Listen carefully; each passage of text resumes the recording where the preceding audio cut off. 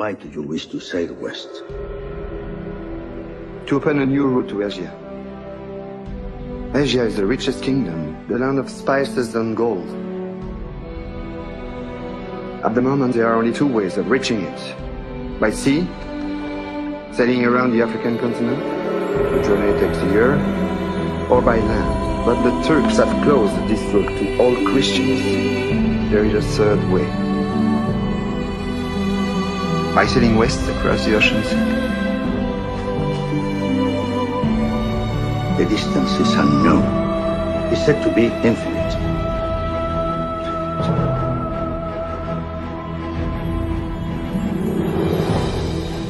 Superstition.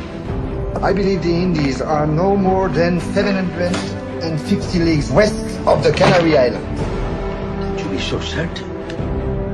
The calculations of Toscanelli, Marin de Tir, Esdras. Esdras is a Jew. So what's west?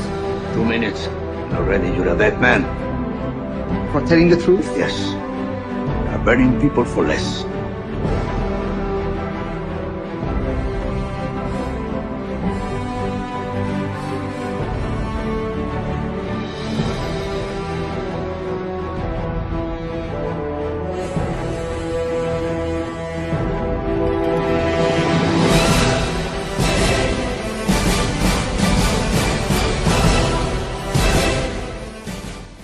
Here in Oklahoma, it's been some time. I believe this is my third time here. Yes, sir. Third time. How many times you been in Oklahoma? No, This your first time here? not my first time. Second time? No, not my first time. My third time, third or fourth time. Okay. I like what I'm seeing. I see the school being decorated. Brothers and sisters in order. It's a wonderful, wonderful thing. We got a lot to cover today. So get your Bibles, pens, and papers. The Bible is the oldest records on earth.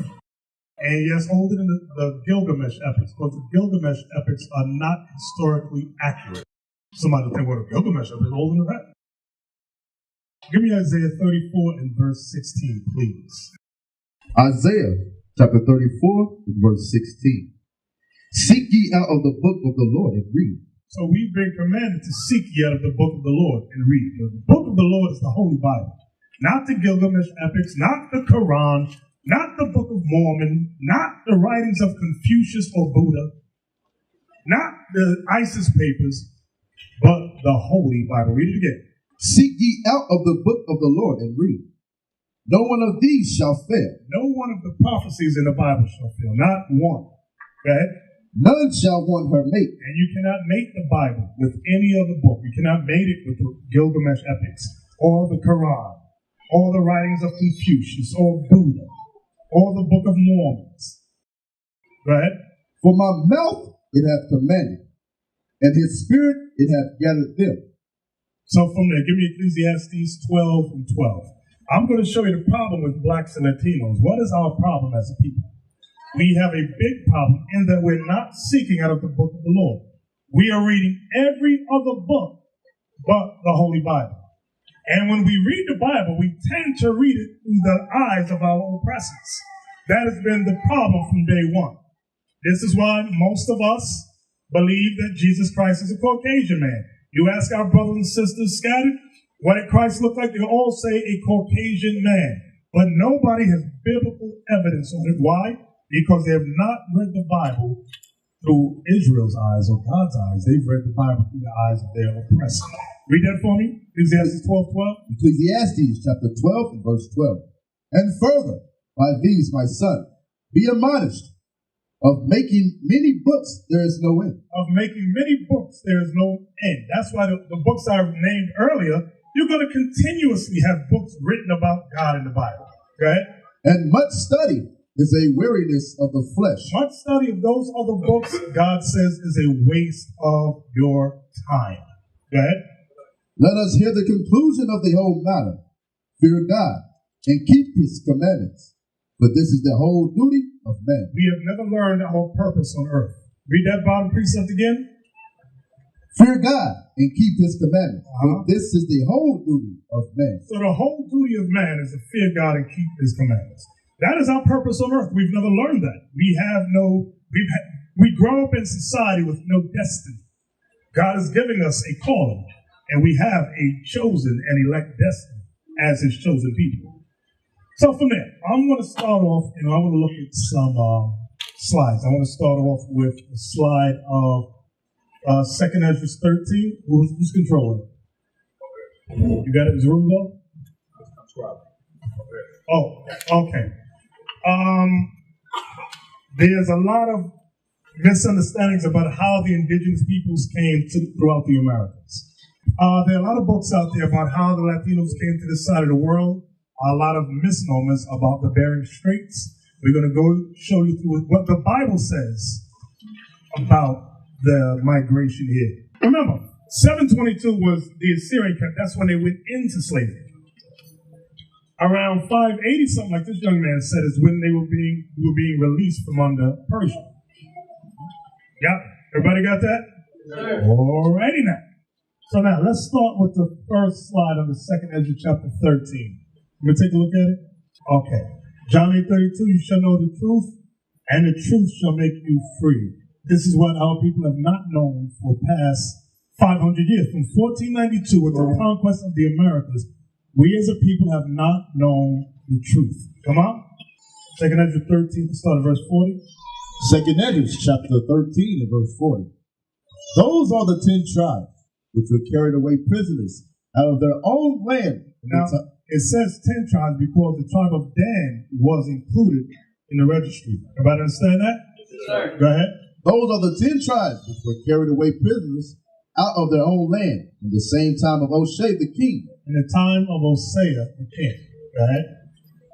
Whom Shalmaneser, the king of Assyria, led away captive. Now, what time period was that? Brothers? Anybody know? 722. See, I gave it an opportunity to redeem yourself. That was around 722.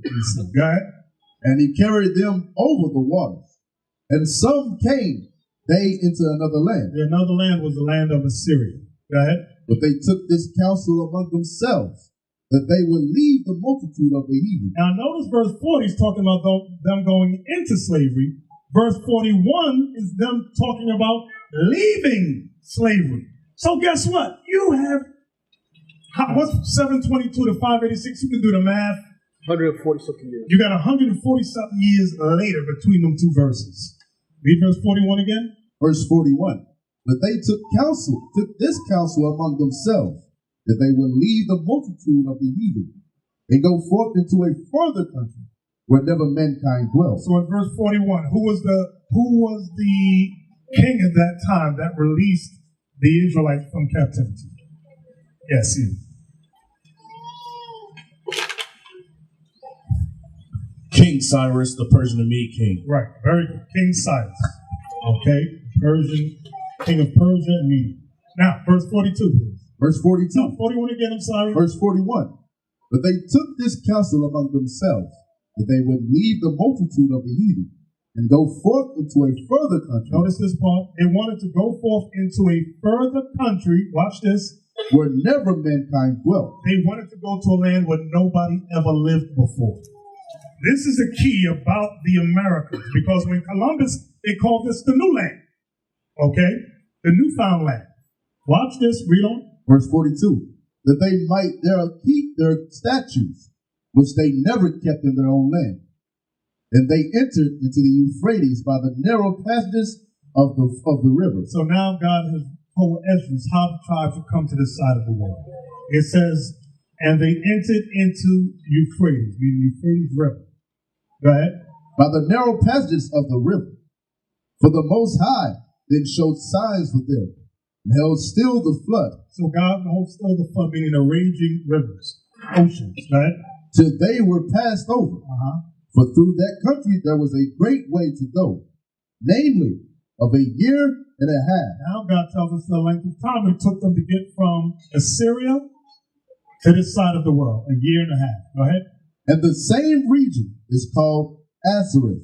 Assyria. The name of this land over here, they call it Assyria. Go ahead. Then dwelt they there until the latter time. And now when they shall begin to come. So from the top, we hadn't left it, but Ezra's saying we will begin. Remember, to mobilize millions of people does not take a day. You had to get what? You had to get ships. You had to get provisions for the ships. That took a lot of organizing. Many times we will read this and go, oh, it took a day. No. Imagine if millions of us were to get on ships to go somewhere. That's not a day's event. It might take a couple of years to organize everything properly, to make sure everything is right. This is what we're reading here. Go to the next slide. Okay, this is 722 BC. Solomon, king of Assyria, took the northern kingdom, the Israelites captive, and brought them to Assyria. Okay? So now you have, I believe that's Jehu, if I'm not mistaken, that's Bible. Who's that? That's Jehu. Jehu, right, thank you. Next slide. This was King Cyrus. After Assyria was conquered, King Cyrus gave the Israelites liberty to return to Jerusalem in order to rebuild again. A small remnant returned, however, a great majority went abroad. That's what we're reading about in 2 Ezra 13. This is how the Israelites took counsel among themselves, okay? All right. Deuteronomy 33:17. Many times people say, well, what's written in the Apocrypha is not written in the Bible. It is written in the Bible. Get that in Deuteronomy 33:17. Watch this. The Most High told Moses what the 10 tribes, what would occur with the 10 tribes. Deuteronomy chapter 33, verse 17. His glory is like the firstling of his bullock, and his horns are like the horns of a unicorn. When the Bible talks about unicorns, it's making reference to rhinoceros, right?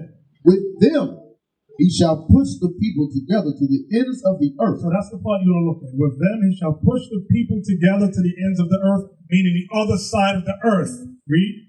And they are the 10,000s of Ephraim, and they are the thousands of Manasseh. So God told Moses, Ephraim and Manasseh would lead a large remnant of Israel to the other side of the earth. He told Moses that when we came out of Egypt.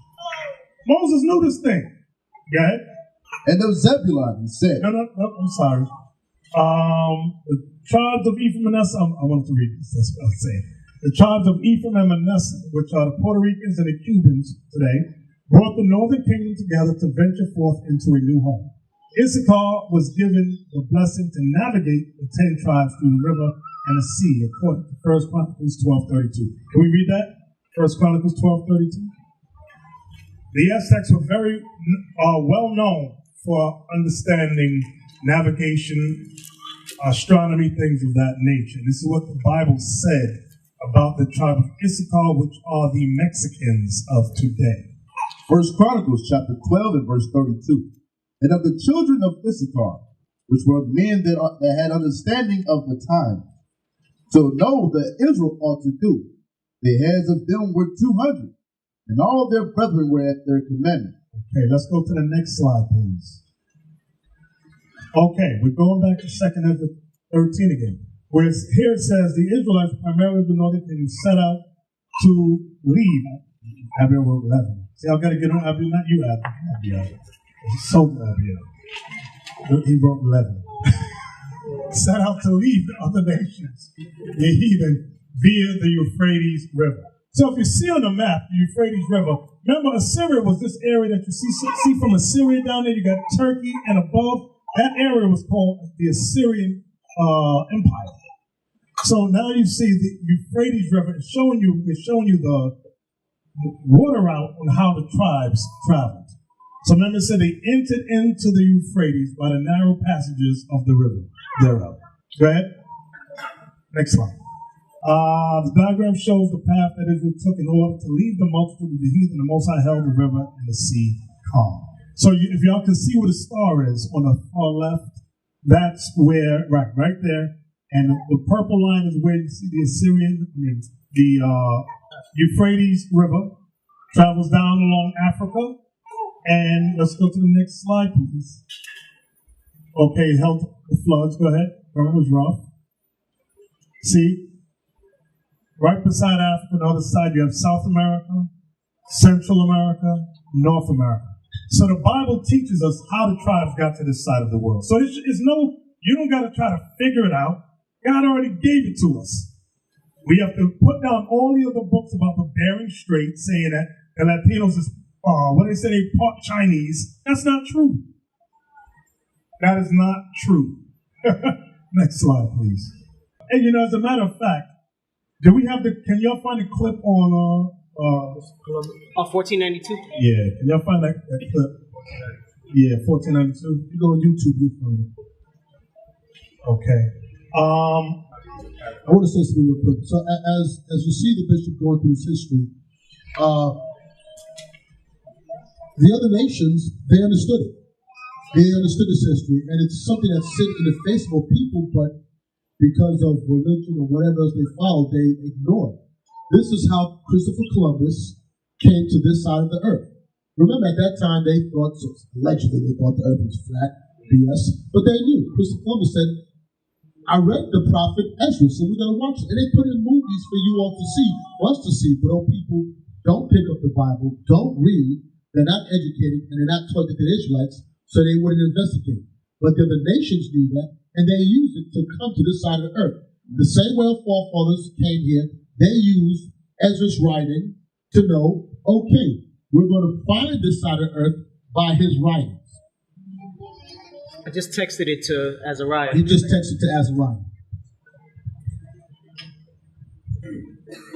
So for our Northern Kingdom brothers and sisters learning, this history, you come from a great line of people, great history.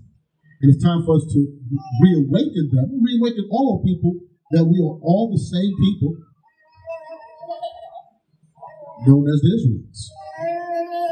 See something? And to your point about the Bering Strait theory, because that's what they're now calling it, is a theory.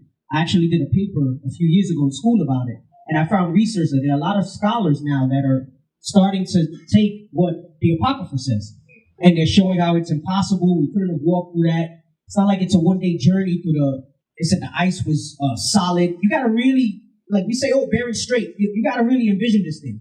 It's a frozen tundra where nothing grows and nothing lives. And supposedly millions of us walked across that and made it and dispersed in this side of the world. But there are a lot of scholars that are trying to push that Bering Strait theory out the way, but they're not allowing it. They're like so married to that they keep holding on to that. But if you do research, there's research out there now that's what we've known because of the Bible, that they're trying to basically push that now as the new theory. You ready? So this is from the movie Conquest of Paradise. There's no volume. Let's turn up the sound. If y'all can get this movie, it's called 1492, Conquest of Paradise, starring Jean-Luc Depardieu, a famous French actor. Let me know when the volume's ready. Okay.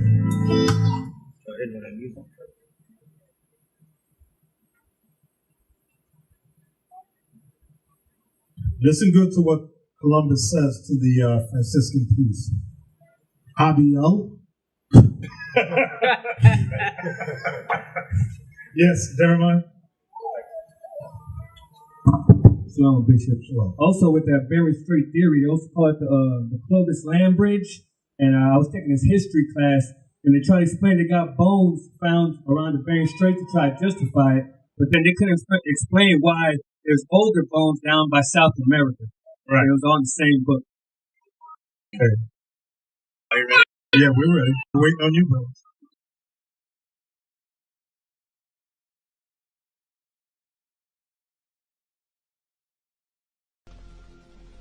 Why do you wish to sail west? To open a new route to Asia. Asia is the richest kingdom, the land of spices and gold. At the moment, there are only two ways of reaching it. By sea, sailing around the African continent. The journey takes a year. Or by land. But the Turks have closed this route to all Christians. There is a third way. By sailing west across the ocean sea. Can you pause that for a second? He said, go back to the map real quick. By sailing west. By sailing west. Can you back to that map real quick? They think the Bible is a book of fairy tales. I don't know what. Go back over right there. By sailing west. Now, mind you, if you go, you see where the pink is at up there? Just point to the pink area. Okay. West of there would be where? Go west. No. Go west to the left. Sailing west. Will bring you into where? Into the Americas, right? Okay, go back and play the clip now. Go back just a couple seconds.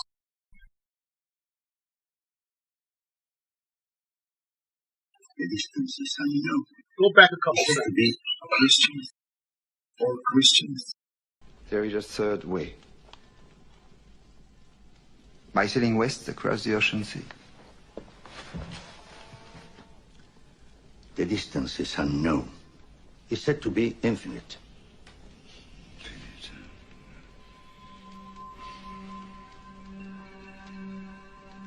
Superstition. I believe the Indies are no more than 750 leagues west of the Canary Islands. How can you be so certain? The calculations of Toscanelli, Marin de Tir, Esdras. Esdras is a Jew. So what's worse? 2 minutes, and already you're a dead man. For telling the truth? Yes. They are burning people for less. The men you're about to confront have no emotion. So we saw that. So he said, by the calculations of Esdras. And the priest tried to say what Esdras was a Jew. Remember, there was an inquisition against the Jews during that time. So Columbus came back and said, well, so was Christ. He was a Jew. So they cut the argument. But the point of the clip is that the scholars know that the Indians on this side of the world, how did Columbus know there was another side of the book of Esdras? And the book of Esdras tells you the 10 tribes of the nation of Israel are over here. So that's why when you read many books, Columbus did not come by himself. He came with military. He came with an armada. He came with what they call conquistadors. Why? Because he was coming to conquer. He was not lost. Oh, I'm confused. Well, is this India? Did that mention anything about India? So the scholars put things in movies, a little bit of knowing that we're going to be asleep. Then we go to school and say Christopher Columbus discovered America. He got lost on the way to India and he found it by accident. That's a lie. That's how they keep us stupefied, dumbed down. The Bible is the greatest history book on earth. And it's our book. Okay, let's go back to the slides now. Let's see what slide. We were at Arswith, right? We were looking at that slide of Arswith. Right there. You know, I can't see. Can somebody read that for me? Somebody that's next to it. Arswith, the name of the land beyond the great river, far away from the habitation of man, in which the 10 tribes of Israel will dwell, observing the laws of Moses until the time of restoration. According to 4th Esdras, chapter 13, verse 45, Columbus identified America with this land. So you'll see that, and this is taken from the Jewish Encyclopedia. They know blacks and Latinos, we will not pick up the Jewish Encyclopedia to read it. They'll give us ghetto books, dumbed down books, and talk about how we were savages and all of that. And we go, we needed the white man's technology. No, the Bible, this Jewish Encyclopedia, that's when me and y'all was out back in the day, would go to the bookstores. We would never go to the black sections or the we'd go right to the Jewish section. And they would say, what are you doing here? Are you sure you want this section? This is the section we want to be in. Oh.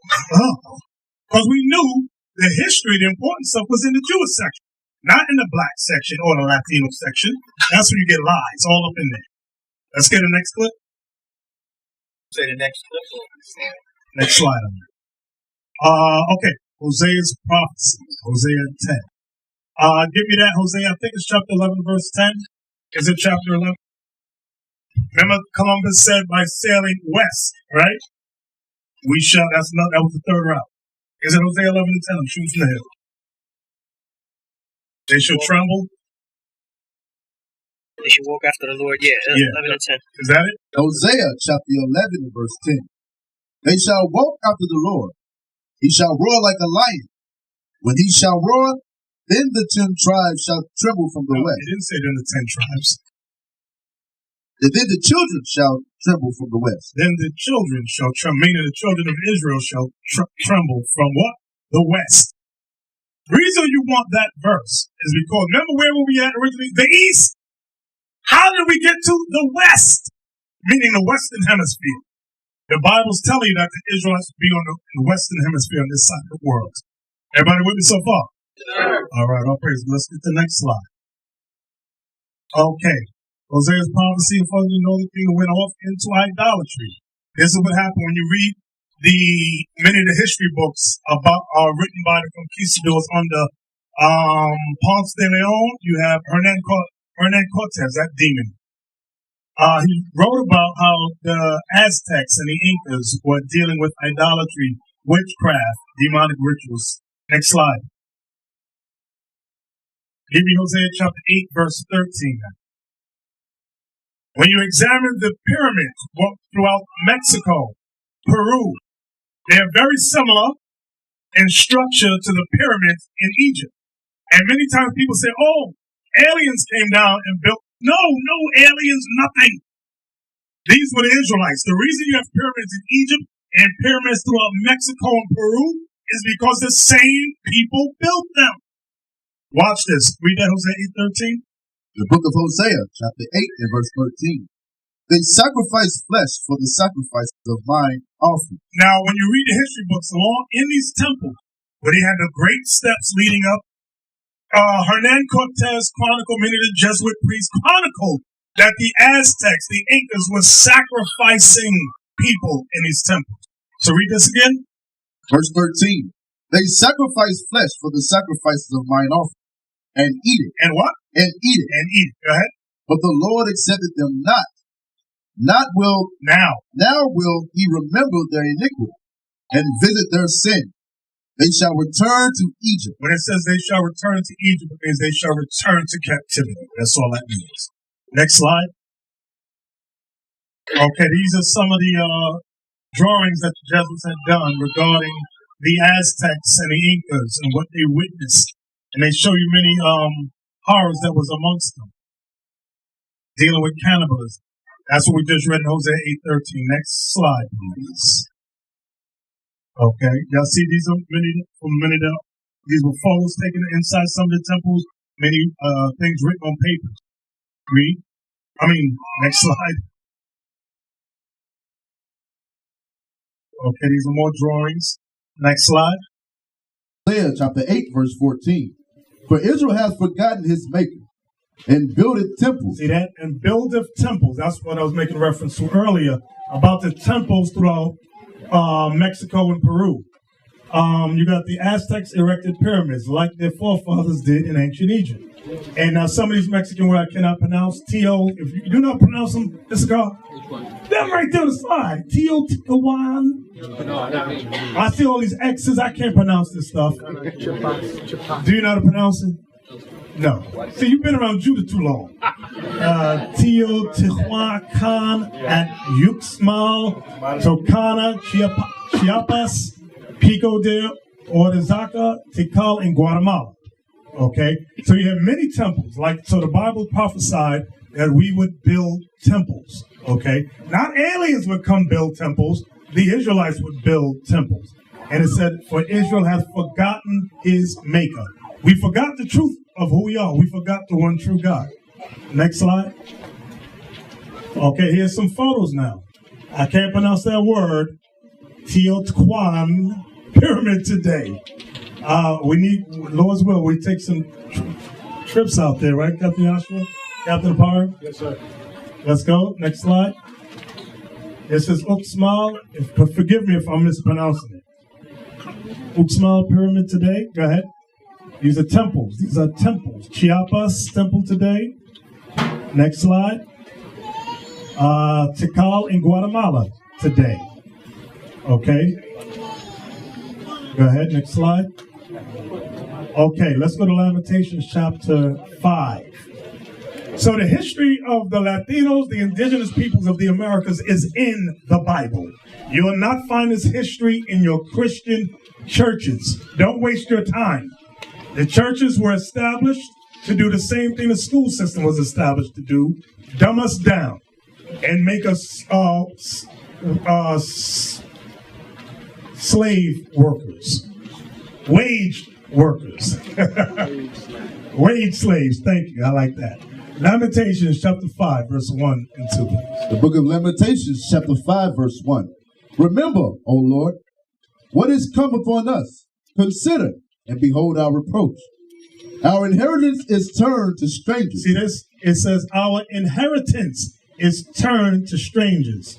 Believe it or not, the lands of the Americas throughout North, Central, and South America is the inheritance of the 10 tribes of Israel that God gave to them. Read on. And our houses to aliens. You see that part? Our houses to aliens. America, white America, calls the Mexicans what? Illegal aliens. The Bible calls the white man aliens. Do y'all see that? Read verse 2 one more again. Verse 2. Our inheritance is turned to strangers.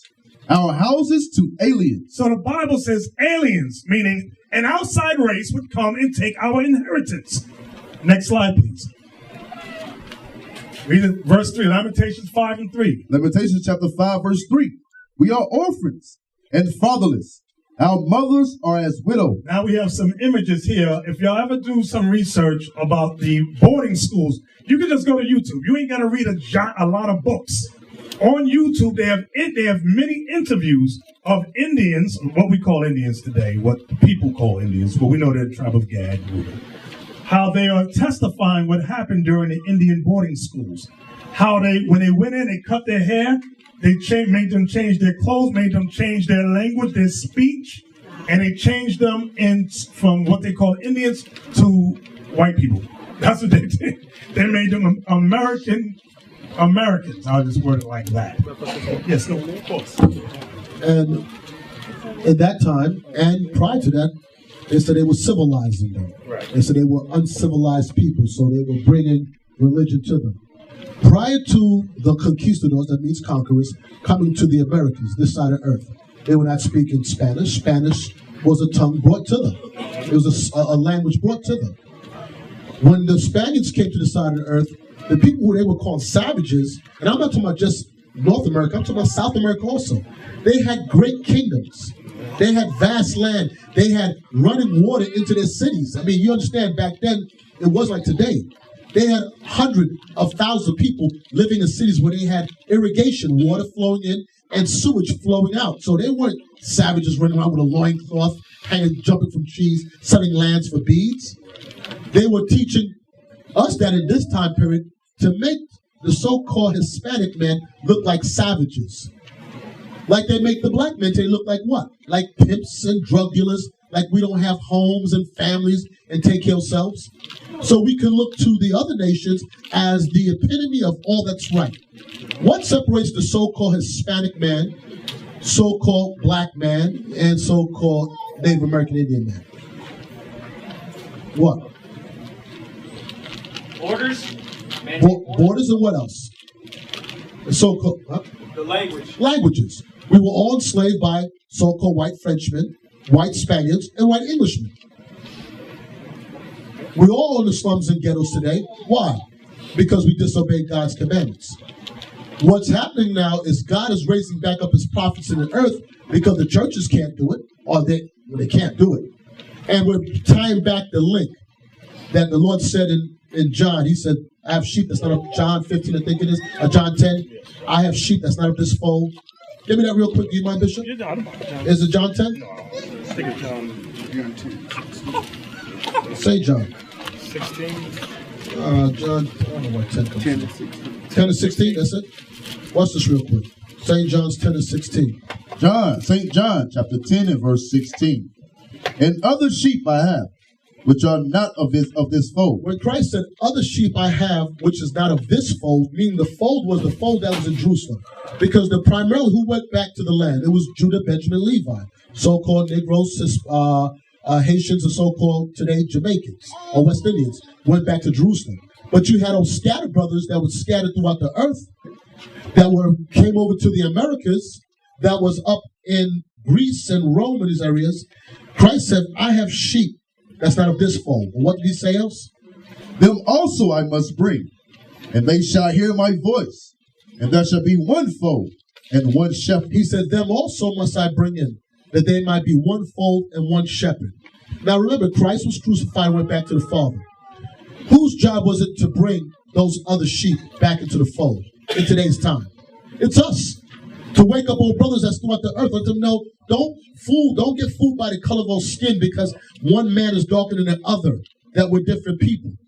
We're showing you through prophecy that we are the same people today. That's your job, brother. That's your job. That's your job. That's our job, to raise back up the 12 tribes of Israel. And that's what we're going to read. That's what we're reading about right now. So all of us are in a timeless period in this world right now that's monumentous. In other words, we're going to create history in this earth. You're making history right now. God's children are waking up. And we're not going to be divided by a language or a tone color of a skin. We're going to come together under Christ in the keeping of his commandments. I'm amazed right now what's happening and watching this. And I've seen it so many times, and to me, it's incredible that God is moving the spirit of you so-called Negroes and you so-called Mexican, you so-called, you Issacharites, and you Zebulon to wake back up on this earth. We got a mighty job in front of us. Bishop? Next slide. Okay, back to Lamentations 5. Very important. Lamentations 5 and 4. The book of Lamentations, chapter 5 and verse 4. We have drunken our water for money. Our wood is sold unto us. This is very important, especially in terms of oppression, because that's what it's talking about, oppression. Remember verse 2 said, our inheritance is turned to strangers. Aliens have what? What did it say about aliens? Aliens. Our houses to aliens. And our houses to aliens. The strangers, which are the aliens, is talking about the so-called white man. Now, so if somebody decides they want to challenge you biblically, yes, it goes back from the time of Babylon. Yes, it goes back to the time of Greece. Yes, it goes back to the time of Persian Mede. Yes, it goes back to the time of Rome. But guess what it also goes back to? Spain, America, France, Portugal. All these things happen. So verse 4, one more time, look at this. Verse 4. We have drunken our water for money. Our wood is sold unto us. There's another movie y'all need to look at. It's called Even the Rain, about the indigenous people in Bolivia and how the government in Bolivia was charging them because they shut up all the wells. They closed them so that the people had to go buy water from them. Then what the Indians did in Bolivia, they started to collect the rainwater. The government of Bolivia decided to tax them for collecting rainwater. You see how evil this is? The movie is called Even the Rain. It brought forth a great revolution throughout Bolivia. So rent that movie, look at it. It's very important for you teachers on the street. Okay? So verse 4, one more time. Lamentations chapter 5, verse 4. We have drunken our water for money. Our wood is sold unto us. The very wood of the lands of the Latinos, the Indians, what they call Indians, which are really the Israelites, they sell it to them now. I want you to really think about it. Imagine this. You are rich. I come into your house, take what belongs to you, and then, in fact, I kill you. And you have children. Then years later, your children are begging for bread. And I say, oh, I'll give you some welfare, and here's a little bit of water for you. And you're so what's the word? Indebted to me. But meanwhile, I'm a demon. Because little do you know, I killed your mother, I killed your father, and the house that I'm living in is your house. And then tell you you can't steal from me after I robbed it. Listen, why do we think like that today? Why do people think like that today? Why? Because the same man that has educated you in religion and whatever is the same man that enslaved you. Why do we think like that? Because we departed. God said, because we departed from his commandments, that he's going to punish us. So the same people, it's called Stockholm. We've been robbed and raped, and then when we bring this topic up, and we're only repeating history, it's not like something that we thought up. It actually happened. What happened? You're racist. We're not racist. We're just repeating what has happened in the earth. And we're repeating it to wake all people up to realize that we must, as a people, come back and keep in God's commandments, and all this will turn around. It will turn around. Yeah. And this is still happening today. There's a documentary called The End of Poverty, all right? And it goes into how South America, Central and South America, is so full of resources and how they're still subjugating them there. But this specifically brings a thought to mind from that documentary, because what they do today is, if you know anything about the South America, it's rich in resources, coal, wood. That's why, they go there. That's why the rainforests are being cut down and everything like that. They're in there pulling all those resources out. What they do, though, is that they teach them how to harvest this stuff. They use the workers locally and pay them slave wages, all right? They work for hours on end. The video shows you that they don't even have shoes. And there's like tennis clubs next to there because, Americans go there and build stuff. But they teach them how to process all these resources and export them. But they don't teach them how to refine them. Meaning, they'll teach them how to cut the wood down, make the logs, and send them out. But they don't teach them how to make furniture and things like that. And then what they do is they sell the stuff back from them. They import it from Europe, the finished goods, when they have the ability and the manpower and the resource right there to build it. But what they do is they sell it back to them at 4 times the cost if they would have made it there. So they don't allow them to export the finished product. They just take the resources in its rawest form, teach them how to harvest that and send it out, and then sell it back to them in the form of finished goods. That's a very excellent point. If you, like he said, the movie is called The End of Poverty. I believe that's on YouTube for free. Is it? They took it down. Oh, they took it down? All right. But they can rent it, right? Yeah. You can rent it. And there's a scene in there about, how throughout Central and South America they have coffee plants. And in the movie they showed the Indians collecting the coffee beans and all of that. And they'll give them like a quarter for a huge sack. Then they'll export it. Then they'll send it back in Cafe Bustelo. Things. Have you ever seen those? The cans of coffee ground? Freeze dried. And they sell it at a price that the indigenous people is hard for them to purchase. But meanwhile, they picked it, they planted it, but they can't benefit from it. Next slide. Okay, Lamentations 5 and 5. Read that. Lamentations chapter 5, verse 5. Our necks are under persecution. We labor and have no rest. When you examine history, many times people they make the mistake of thinking the first slaves were the blacks of the 1620s. That's not true. When Columbus came to Hispaniola, Santo Domingo, 1492, that's when the slavery of our people began on this side of the world. 1492. Okay? It says our necks are under persecution, we labor. When you examine the books, what's the name of that book?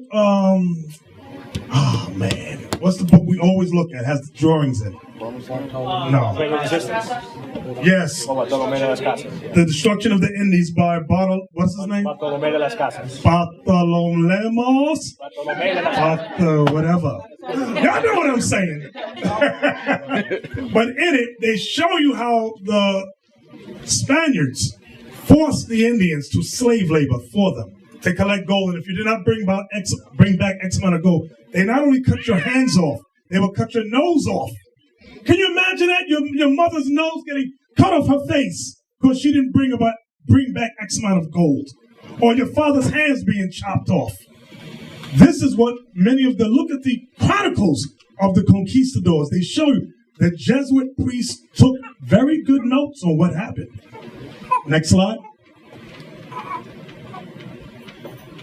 Next slide. Abiel, next slide.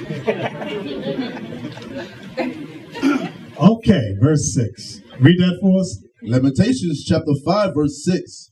We have given the hand to the Egyptians and to the Assyrians. So notice when it says we have given the hand to the Egyptians and to the Assyrians. Remember, the book of Lamentations was written by the prophet Jeremiah. Okay?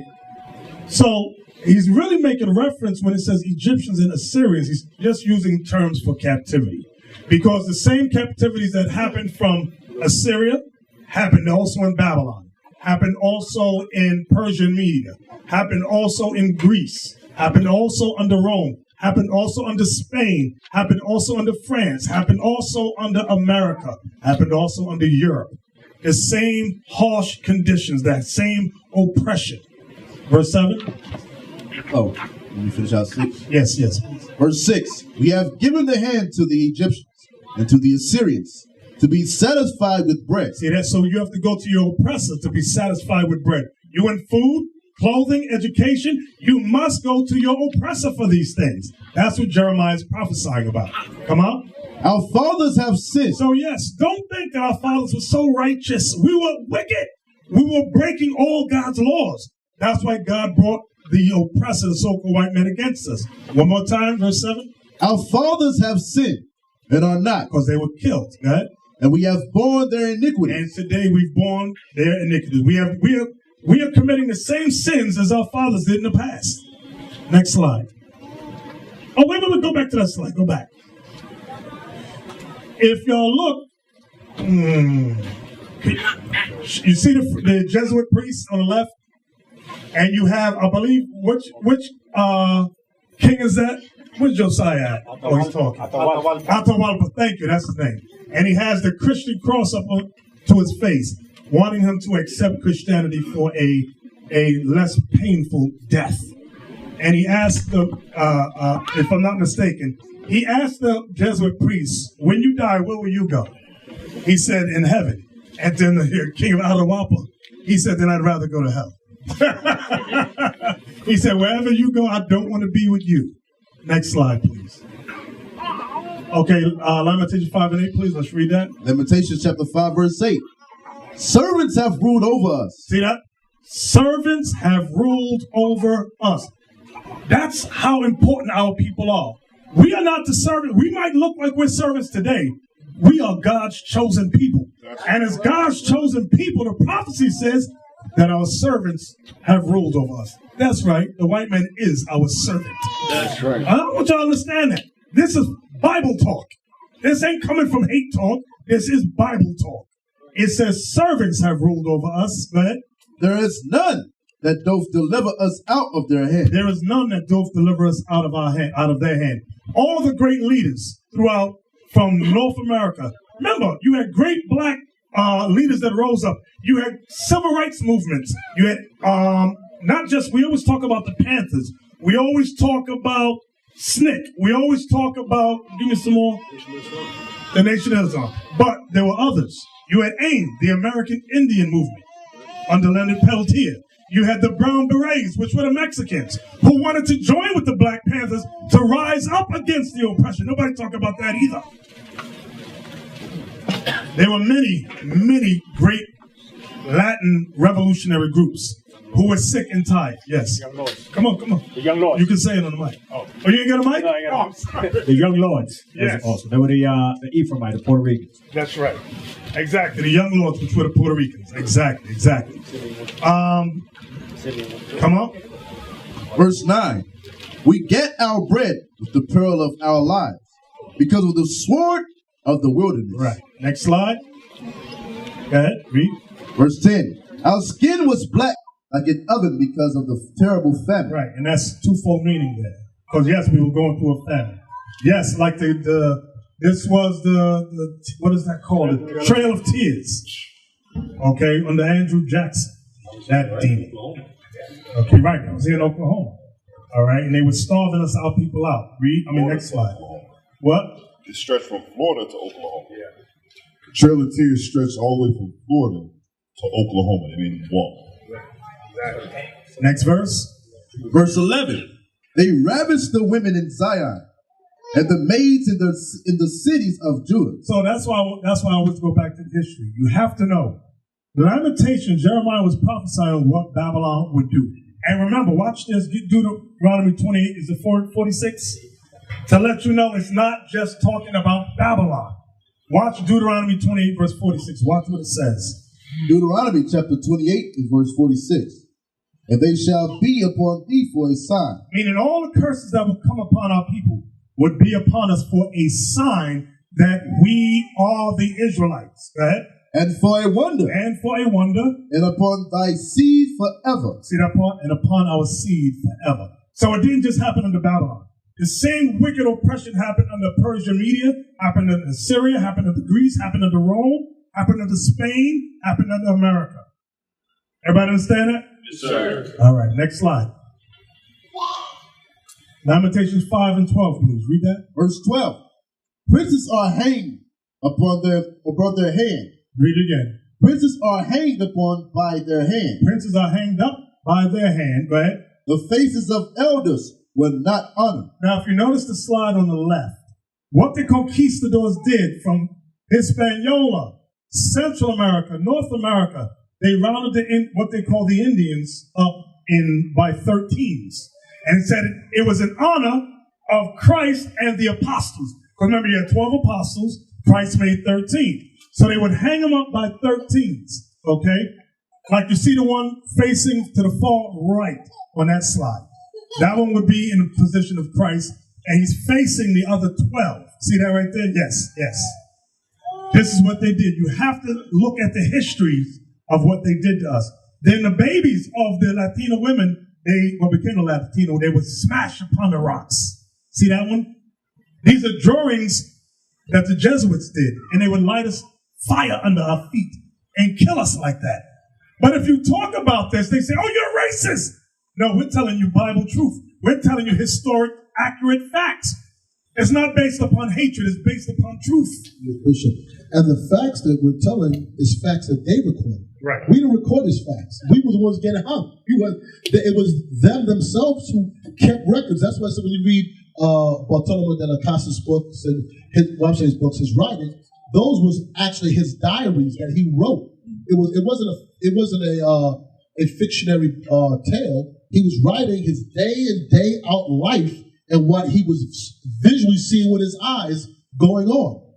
So when you know what, a lot of times, as the bishop said, when you bring out these points, they want to disregard or label you as a racist or a hate group or whatever, because they don't want to deal with the truth of the fact of their history. And the only reason we bring it to light for is so all people are educated to understand what happened to them, and then make you go back and look at yourself based on God's words of who you are. You understand the parallel that the bishop is making with the Bible and actual accounts, showing you that the Bible is a true book because they acted out what God prophesied was going to happen. Everybody understand that, right? Yes, sir. All right, good. Hey, real quick, get Deuteronomy 28. Deuteronomy 28, verse 46. The bishop just read this a second ago. Deuteronomy chapter 28 and verse 46. Come on. And they shall be upon thee for a sign and for a wonder, and upon thy seed forever. Upon thy seed forever. These curses were put upon us. Why? Because we broke God's laws. These curses located in Deuteronomy, the 28th chapter, pinpoint who the children of Israel are.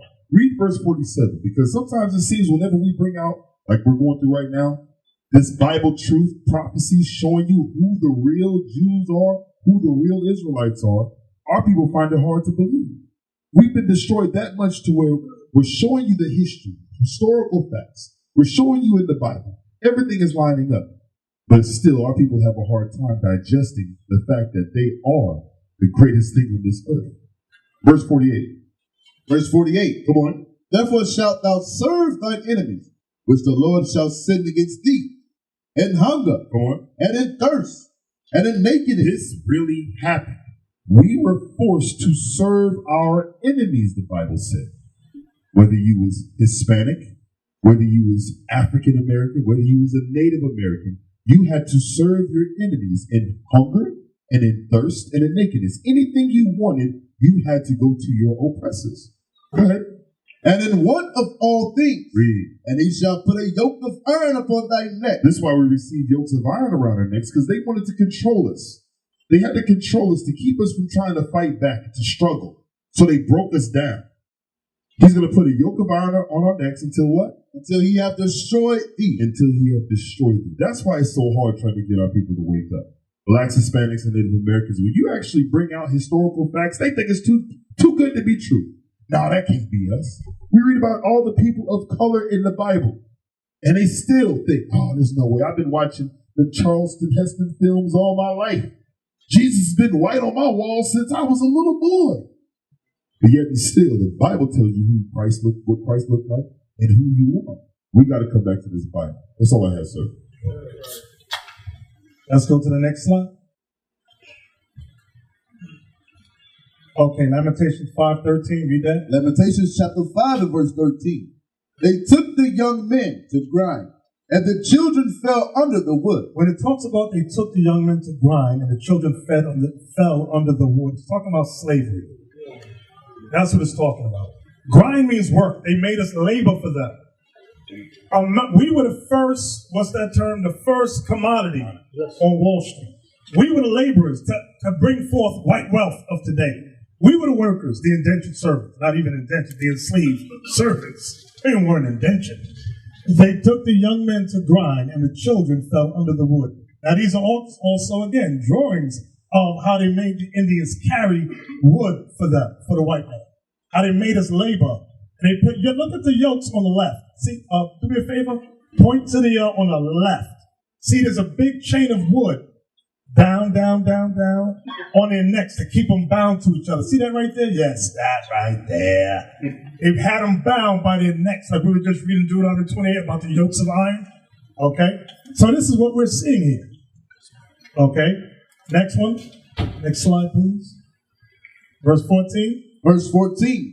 The elders have ceased from the gate, the young men from their music. Okay, give me the next slide. You see the next slide? That was the last one. Oh, that's the last one. Okay. From there, give me the next section of slides of Deuteronomy 28. Now, are they able to see this on Periscope? Well, I haven't seen nothing on Periscope. Oh, not on Periscope? Okay. We got to figure that out. Yeah, how about we do that? Next slide, not that one. Okay. We were talking about Deuteronomy 28, making mention of it. Now we're going to go through it. Okay. Deuteronomy 28 is the chapter called the blessings and the curses. From verse 1 through 14, when we came out of Egypt, Moses told our forefathers, if you keep God's commandments, all these blessings will come upon you and overtake you. When you get to verse 15, there's a big but. But if you break God's commandments, these are the curses that shall come upon you. So we obviously are not living under the blessings right now. So we want to focus on these curses. This is what we want to read now. Deuteronomy chapter 28 and verse 15. But it shall come to pass, if thou wilt not hearken unto the voice of the Lord thy God, to observe, to do all the commandments and his statutes, which I command thee this day. Here it comes. That all these curses shall come upon thee and overtake. So that's the part we want to look at. That all these curses shall come upon us and overtake us. Why? Next slide, please. Verse 16 continues, then cursed shalt thou be in the field. We always talk about the cotton fields. We got to start talking about those sugarcane fields throughout Brazil, throughout Colombia. We rarely talk about those things, but that's what was happening to us. Yes. I'm glad you said that too, because and the banana fields in Central America, in Honduras, there's a small town called Taylor, and that's where my mother grew up.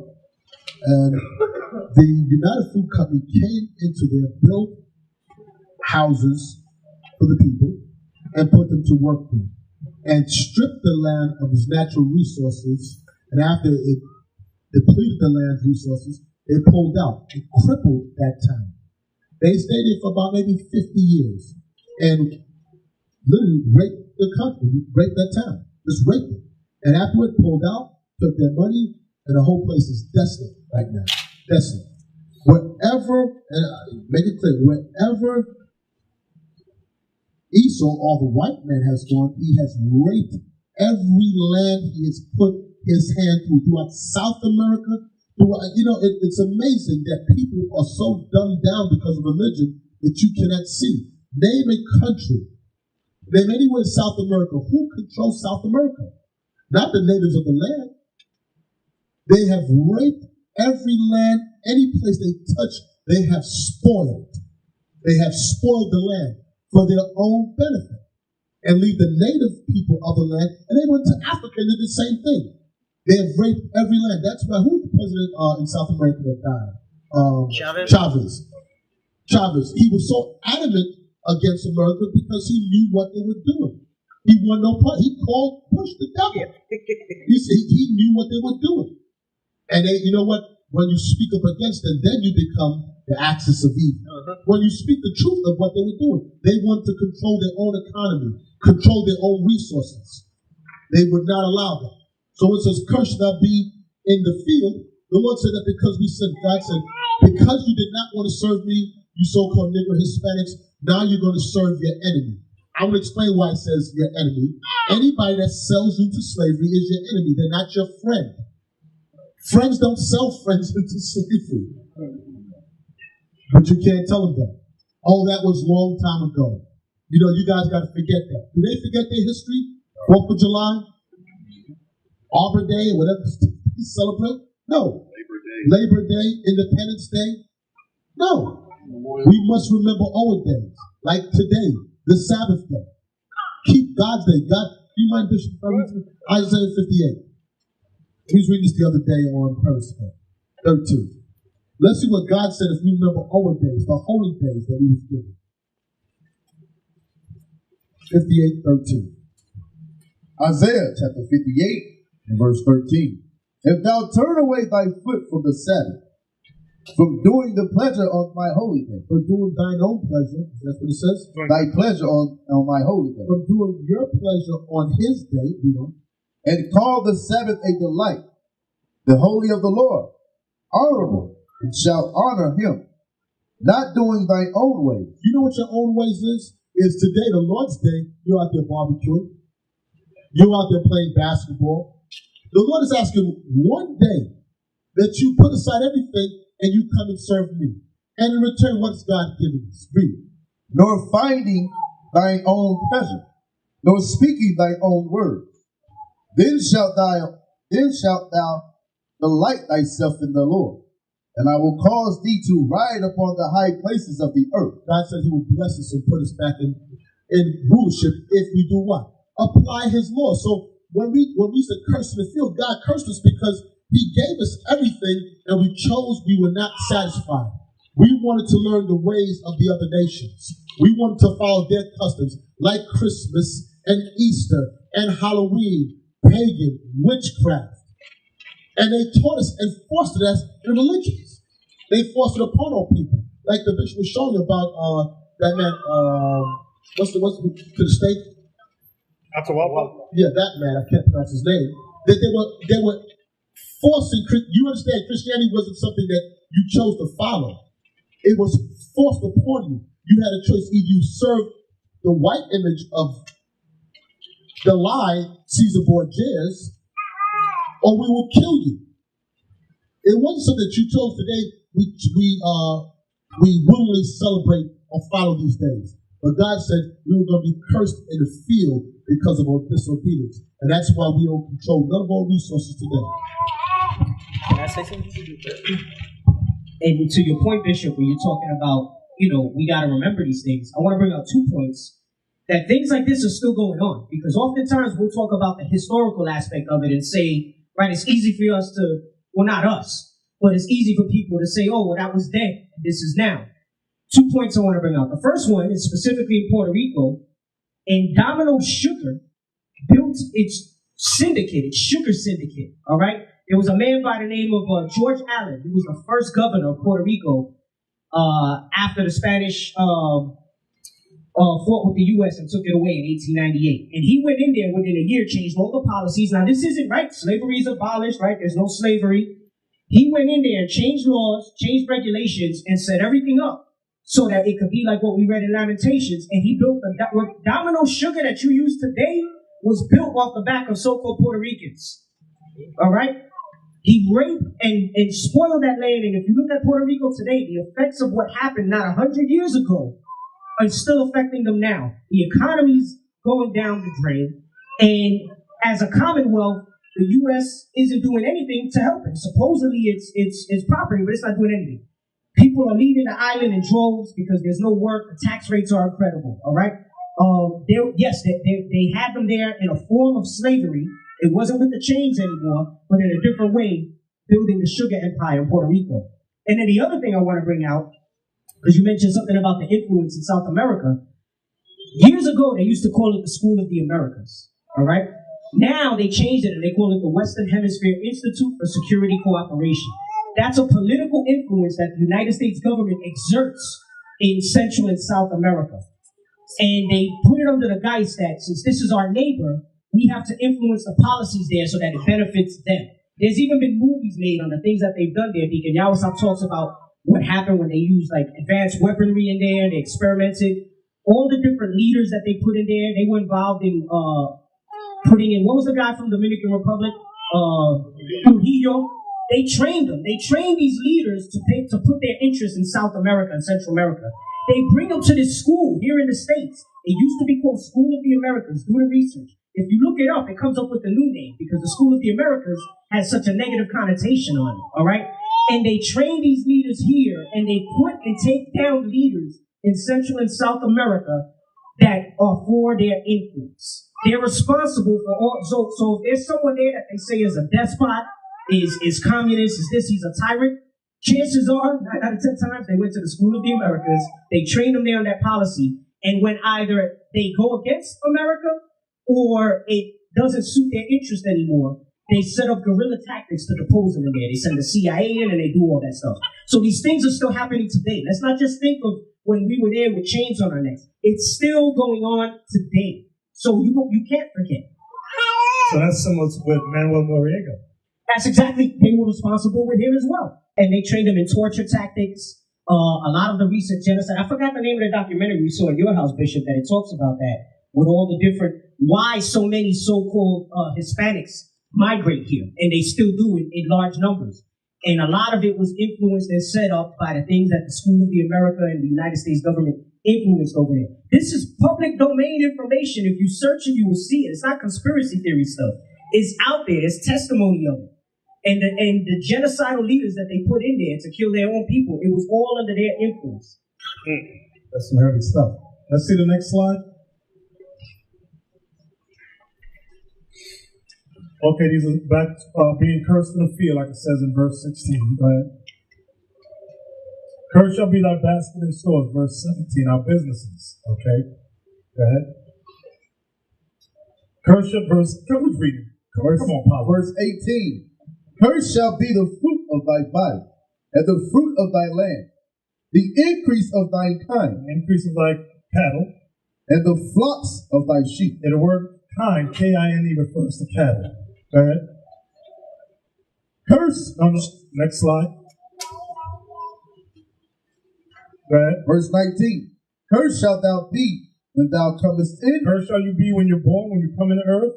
And cursed shalt thou be when thou goest when out. You're born a slave, you die a slave. Born a nigger, die a nigger. Born Hispanic, you die Hispanic. Never knowing the truth of who and what you are. Never knowing your true history. Come on, next slide. Verse 20. The Lord shall send upon thee cursing, vexation, and rebuke in all that thou settest thine hand unto for to do, until thou be destroyed, and until thou perish quickly. So meaning destroyed as a people, destroyed as a race, destroyed as a nation, right? Because of the wickedness of thy doing. Why? Why were we destroyed as a nation? Because of the wickedness of thy doings. Don't think we were righteous people. That's why I took us earlier. Remember we were reading about in Hosea 8, verse 13 and 14 about the pyramids throughout Mexico and Peru. They weren't being righteous over there. They were sacrificing each other. So we were doing many of the same evil things our ancestors did. So God said, I'm going to raise up other nations against you. So here we are, under America, the United States of Babylon. Come on. Whereby thou hast forsaken me. Next slide. Okay, these are examples of cursing, vexation, and rebuke. Go ahead. Next slide.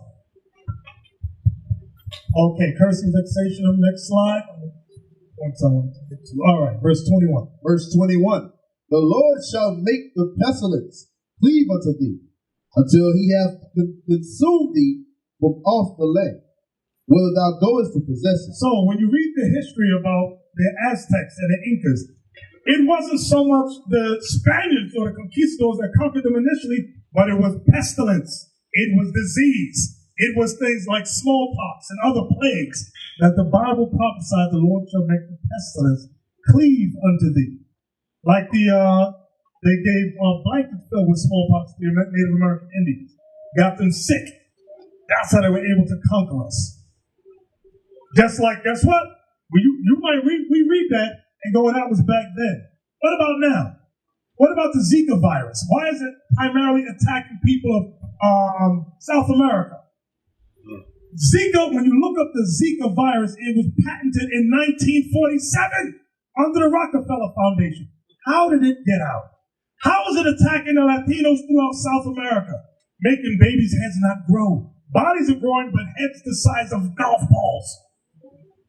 The AIDS virus, Ebola, all throughout under the CDC, Center of Disease Control. Is that the right name? Yeah, Center for Disease Control. Yeah. Yes.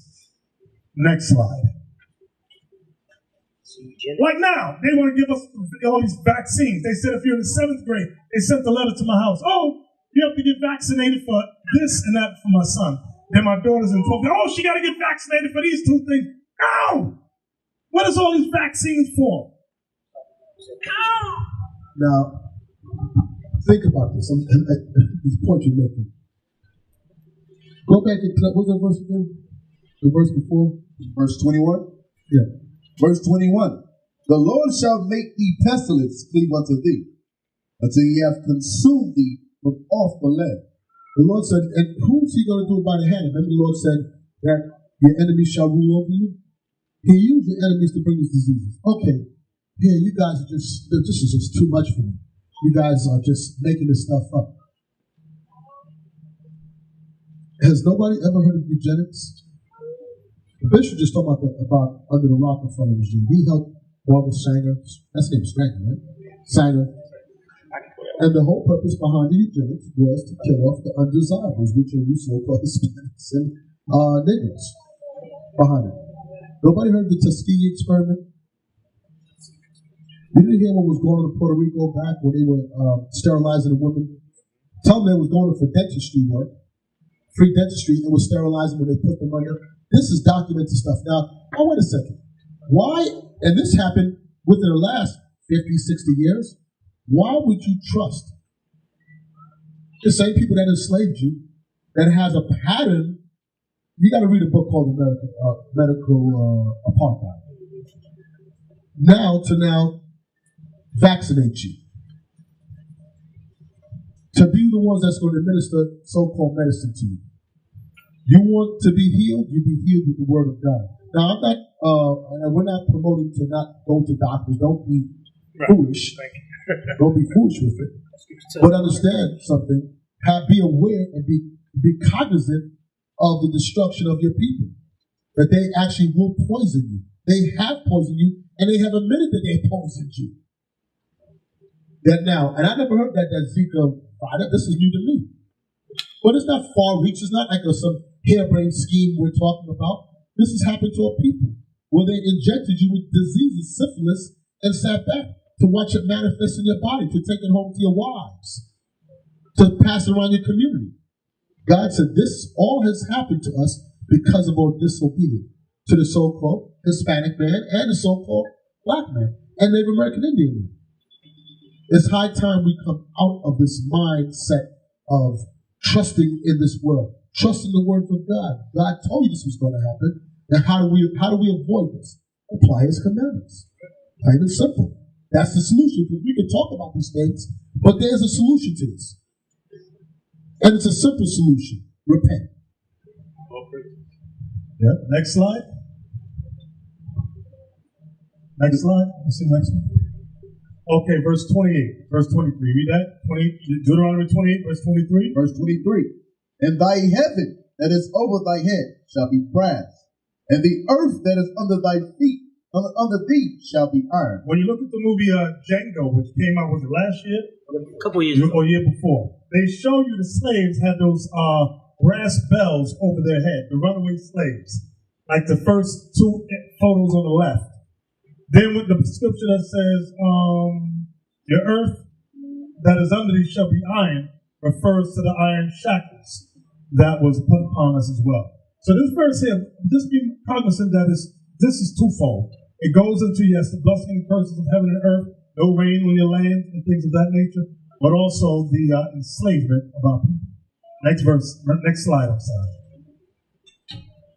Next slide. Next slide. Wait, go back. I like this one. Deuteronomy 28, verse 25. Read that, please. Verse 25.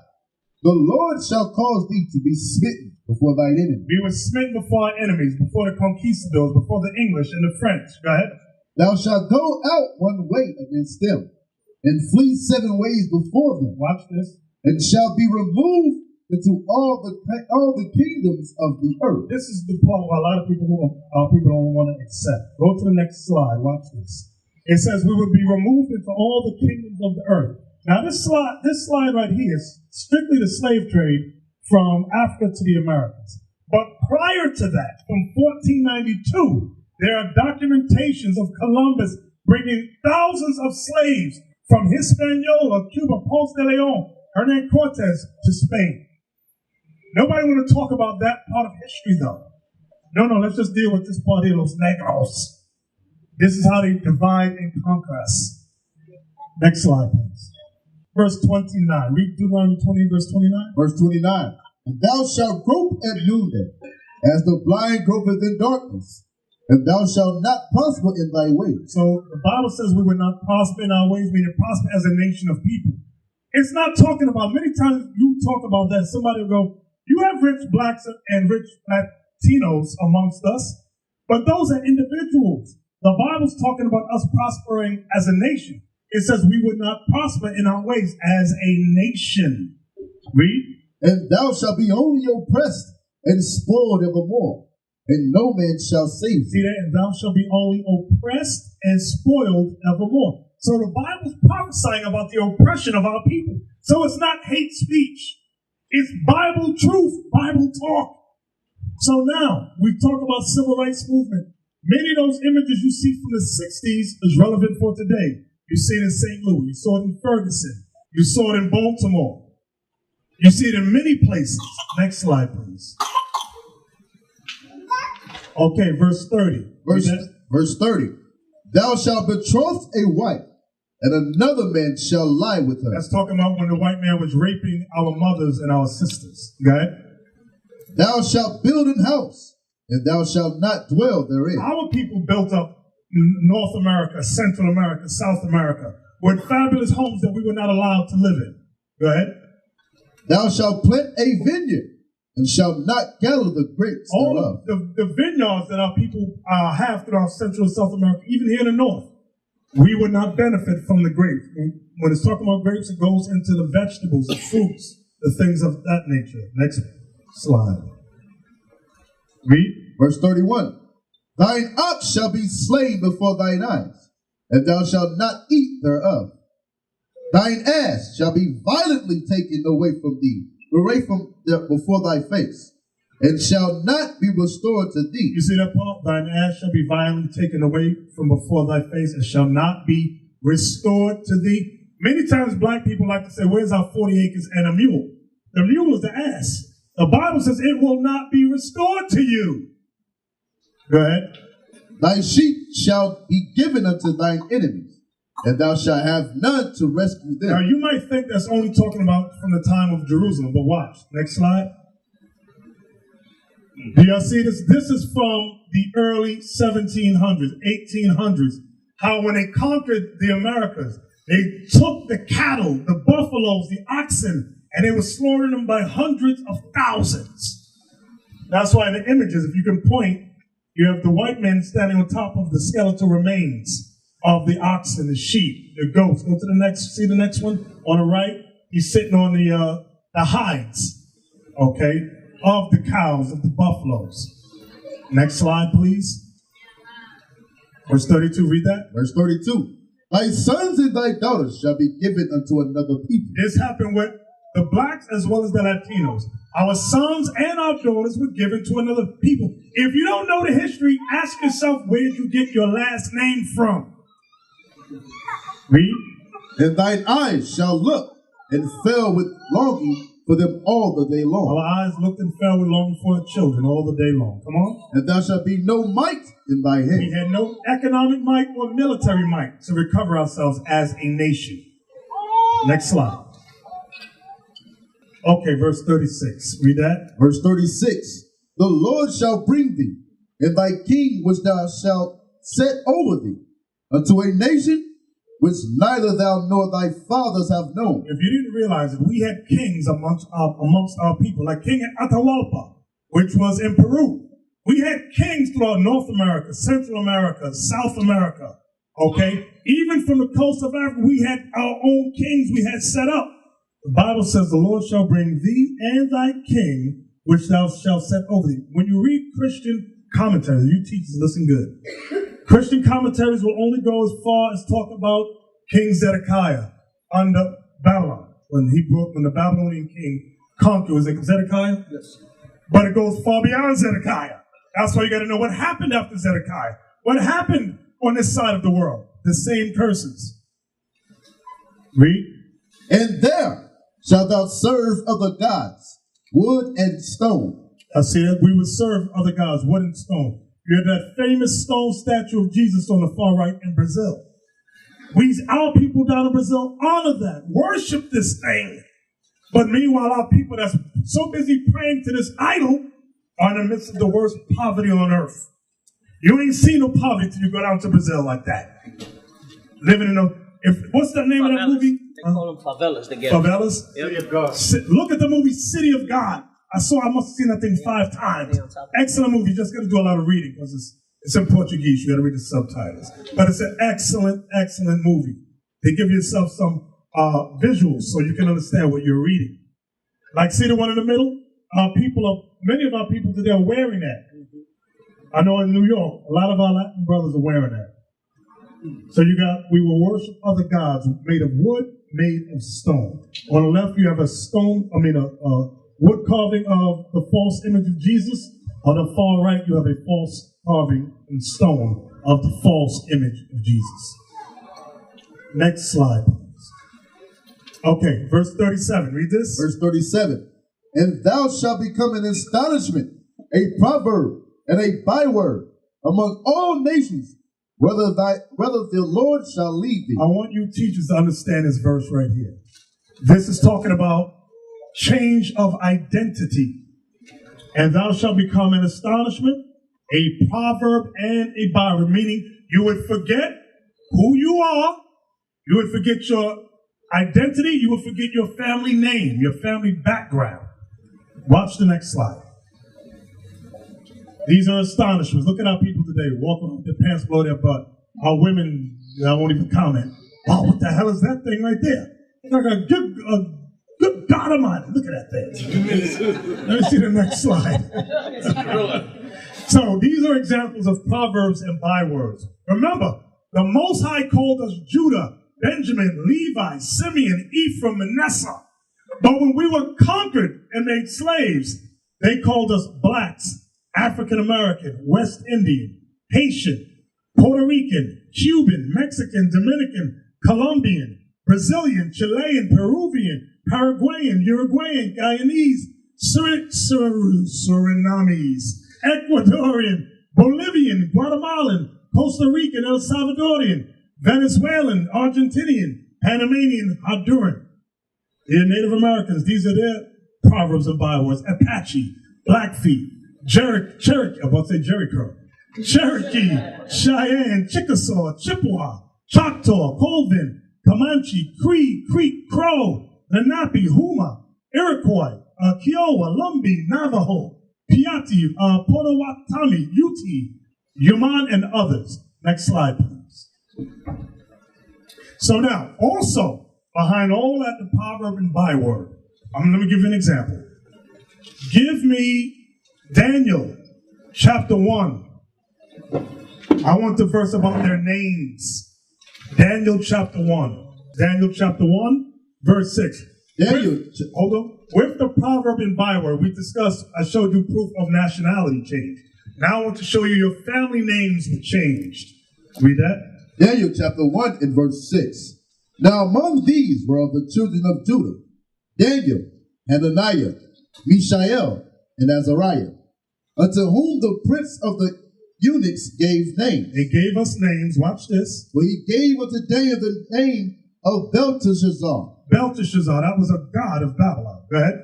And to Hananiah of Shadrach, and to Mishael of Meshach, and to Azariah of Abednego. So when our people went into slavery, that's the proof. They changed our names.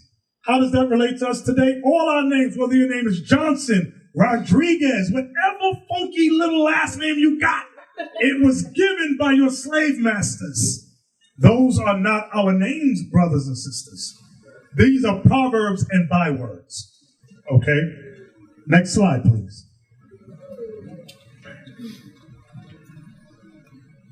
Javier? Yes, thank you. Okay, read verse 38 to 40. Let me see in Deuteronomy 20. Let's go back there. Deuteronomy chapter 28, verse 38.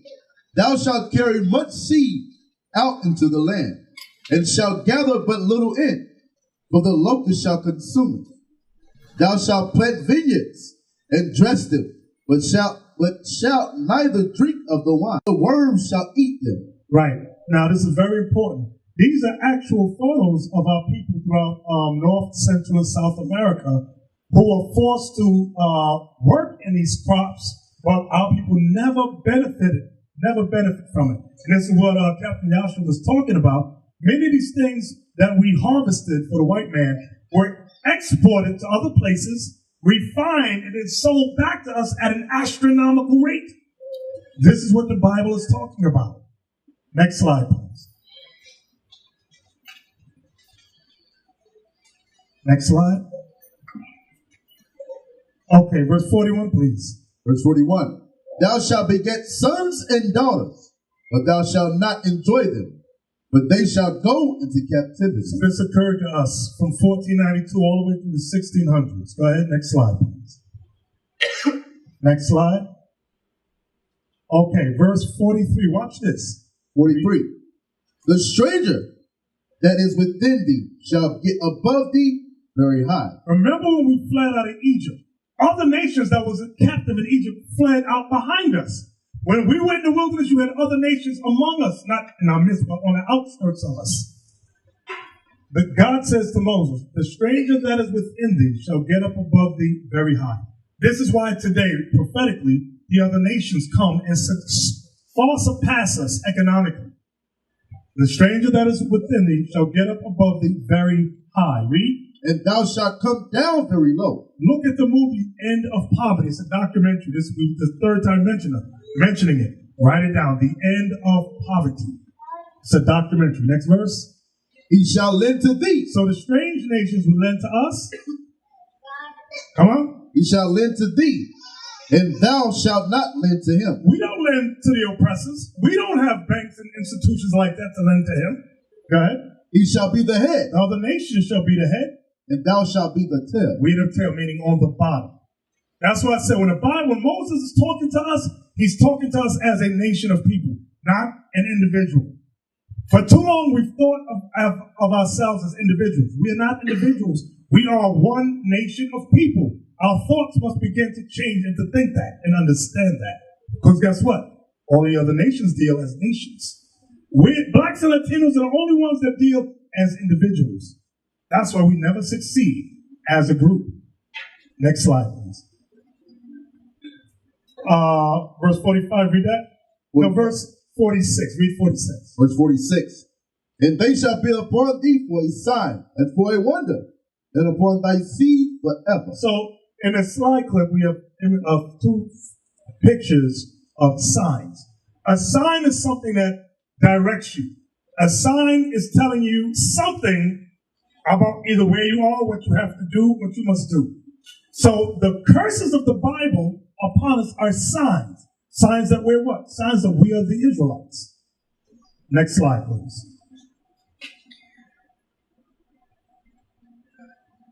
Verse 47. 47.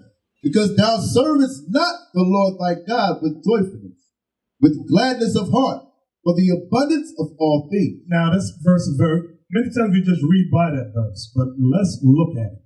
Because thou servest not the Lord thy God with joyfulness and with gladness of heart. Meaning we didn't want to celebrate his God's holidays and keep his laws. For the abundance of all things. See that part? For the abundance of all things, meaning God gave us the planet Earth to rule. But because we didn't serve him with joyfulness and gladness, we didn't, like, Bishop, can I quote Isaiah 58:13 about call the Sabbath a what? Delight. A delight. We didn't want to do that. We said, no, we want to celebrate Sunday worship. God said, send them into slavery. They're disobedient. Take the earth from them. Make them the scourge of society. Make them a reproach to all nations. Next slide, please. Okay, go back. Verse 48. We read this earlier. Therefore shalt thou serve thine enemies, which the Lord shall send against thee in hunger and in thirst and in nakedness and in want of all things, and he shall put a yoke of iron upon thy neck until he have destroyed thee. Here's some examples. Next slide. Okay, hunger. Some of you in here got an EBT card where you got to go purchase food from your enemies with your EBT card. Next slide. Thirst. We're reading about this in Lamentations. We got to get a water. The waters we got are my enemies. This is what the Bible's talking about. Next slide. Nakedness, meaning clothes. The clothes many of us got is made in China and Taiwan. Things of that nature. Some in Italy. Next slide, please. And in want of all things, meaning you want medicine, you want education, you want a home to live in, you want Social Security, you have to go to your enemies. So the Bible is so relevant today. It's up to us to make the Bible real to our people. Because they've been seeing the Bible as a myth, a fairy tale for too long. Next slide. These are the yokes of iron prophesied that would be upon our necks. Next slide, please. The Lord shall bring a nation. Come on, read that. Verse 49. The Lord shall bring a nation against thee from far, from the end of the earth. You know why this is important? The clip we saw with Christopher Columbus, they were on the other side of the earth. They were discussing bringing an armada to this side of the earth.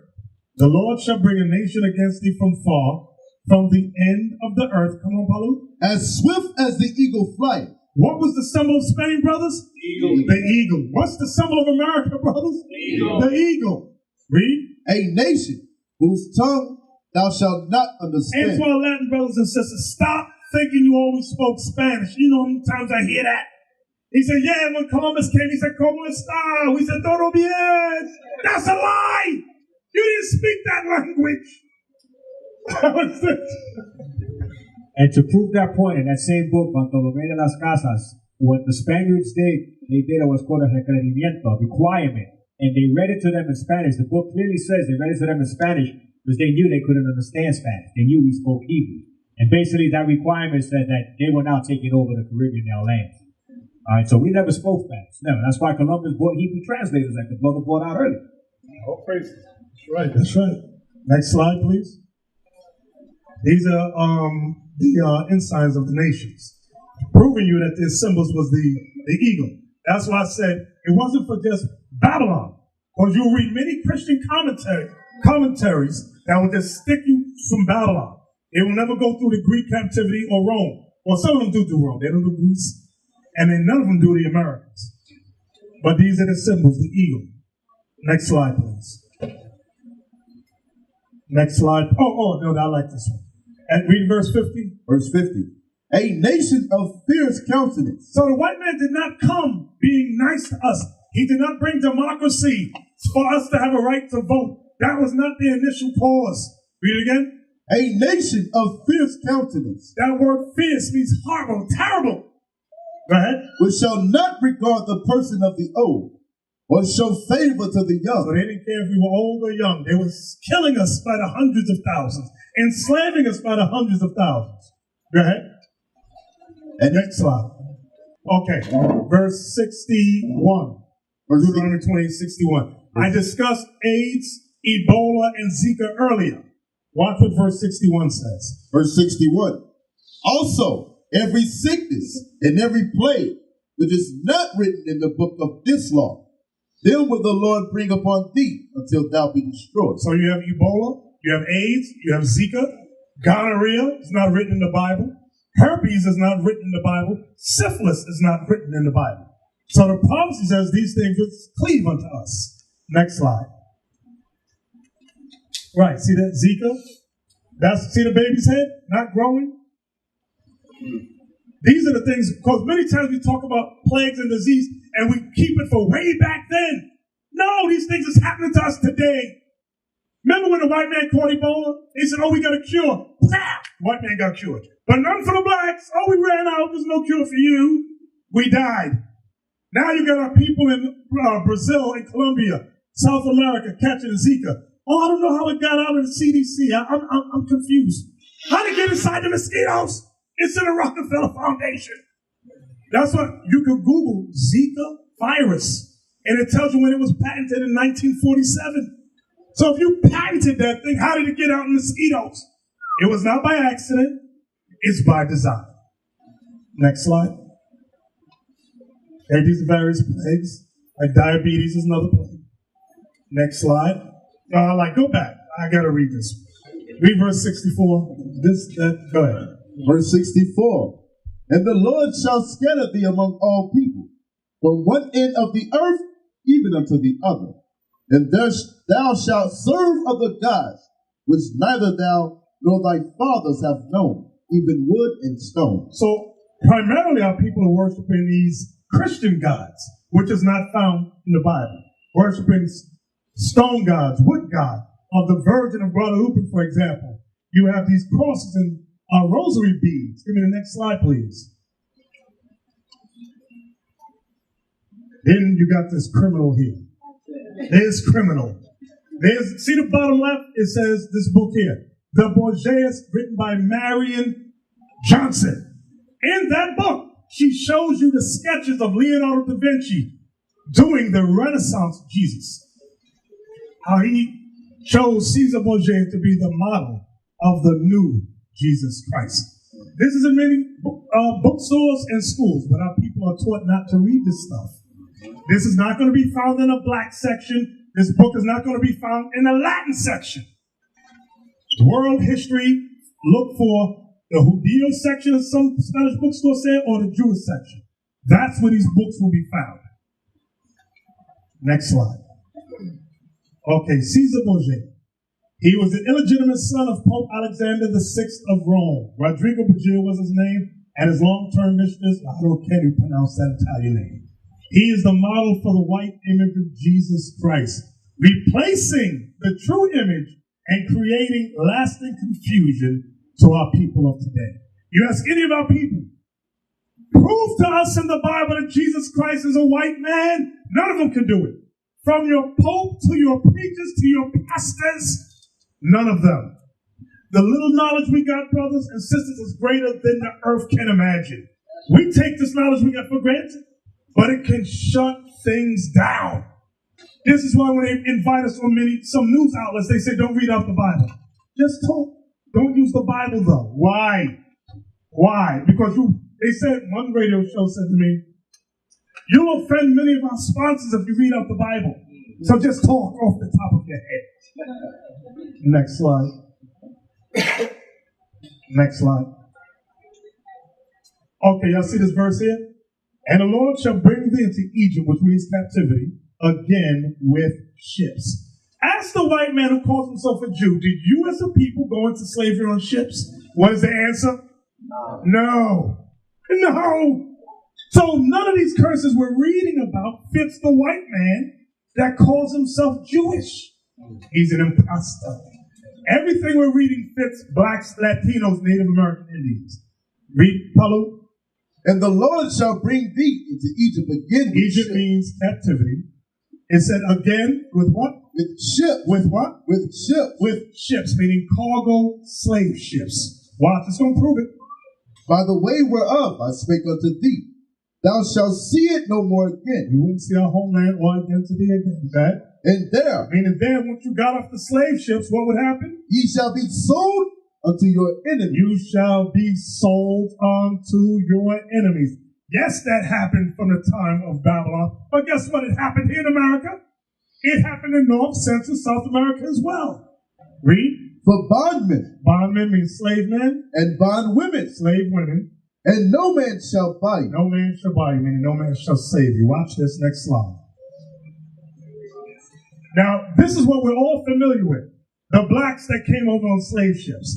So yes, that fits Bible prophecy. Yes, that proves we're Israelites. Next slide. See, slave ships, Negroes being sold. We all know this history very well. Next slide. What we never talk or rarely talk about is Queen Isabella and King Ferdinand, who sent Columbus here to bring back slaves to serve the Catholic Church. We never talk about, or rarely talk. Very few teachers, I see you up to about y'all here. Very few of us even talk about that part of the history. Next slide. Columbus viewed the Taínos themselves as a way to amass his personal wealth. He selected 500 to be exported to Spain as slaves, and 500 to serve as slaves to the Spanish on the island. Columbus proudly boasted to the Spanish monarchs about the slave potential and its economic benefits. How did they get to Spain? On ships, in schools, the school systems that are set up. They don't tell us that. We'll read about Columbus and say he was a good man. You go to Santo Domingo, you see icons of Christopher Columbus, statues of it, people honor him. That demon, that's like honoring Adolf Hitler. Oh, now they'll be shocked. Saying they were both genocidal maniacs. The slave potential and its economic benefits, Columbus would capture and export more Indian slaves, about 5,000, than any other single individual. In addition to capturing the Indians as slaves, now the Indians are, as we know, Israelites. The Spanish also hunted the Indians for sport. We'll read that again. The Spanish also hunted the Indians for sport and slaughtered them for dog food. The Spanish also viewed Taíno women as their sex slaves. Next slide. Okay. When you look up, if you Google it, you can Google Native American Indians sold as slaves. They'll show you old articles of Indians being sold on Wall Street right alongside blacks and put on ships and sent here, near, and far. Okay, now this is a very interesting book. You can all buy this. I bought my copy of this book a few months ago. Origins of the American Indians. Now, what I want y'all to see, do me a favor, highlight, where is it? The second paragraph where it says the owner. Listen good to what this says. This is on page 88 of this book. Read this. Come on, somebody. Who's reading for me? The only writer this author found who accepted the Issachar variation of the 10 lost tribes. Theory was Belteshazzar in Medina. In his Crónica de la Santa Provincia de San Diego de Mexico of 1682. Although Medina, 1682, thought the South Americans and Yucatecans were descendants of the Gentile Iton, that's how you pronounce it, father of Ophir. Watch this. The Mexicans, The Mexicans, go ahead, are originally of the 10 tribes captured by Salmanasar. The Mexicans are originally of the 10 tribes captured by who? Salmanasar. Salmanasar. You read about that in Esdras. Watch what he says now. Of the family of Issachar. And they are the family of Issachar. So the white man put this together and knows the Mexicans descend from the family of Issachar. So many times people go, oh, we don't get the 12 tribe breakdown. We don't believe that. It's not just based upon biblical facts, but ancient historic records. Get the book yourself and read it. Now, Ronald Sanders chronicled the Spanish conquistadors' writings. That's what he did. Watch this, read. The woman got off and spoke to Francisco in an Indian tongue. In an Indian tongue. That Montesinos could not understand. Watch. Although he could perceive that he was being identified in the conversation. She then turned to her male companions to explain the situation. Upon hearing her words, they rose, went over to Mentezinos, and to his utter astonishment, said, Shema, Yisrael, Adonai Elohim, Adonai Ehad. Hear, O Israel, the Lord our God, the Lord is one. So the Indians rose and spoke in Hebrew. Read. Narrative, as is that of his three mysterious new companions. They told him that they were themselves of the tribe of Reuben. They told him that they were of the tribe of Reuben. Go ahead. And that the tribe of Joseph lived. And that the tribe of Joseph, which is Manasseh and Ephraim, go ahead. On an island nearby. Or on an island nearby. Was that it? Yeah, that's it. Okay. So what I'm saying is the 12 tribe, as people call it, the 12 tribe chart, is based upon the Bible first and foremost. But we have documentation to justify what we're saying. When you get these other idiots, oh, I don't accept them. No, I don't accept that. I don't care what you accept. We're going to tell you what God says.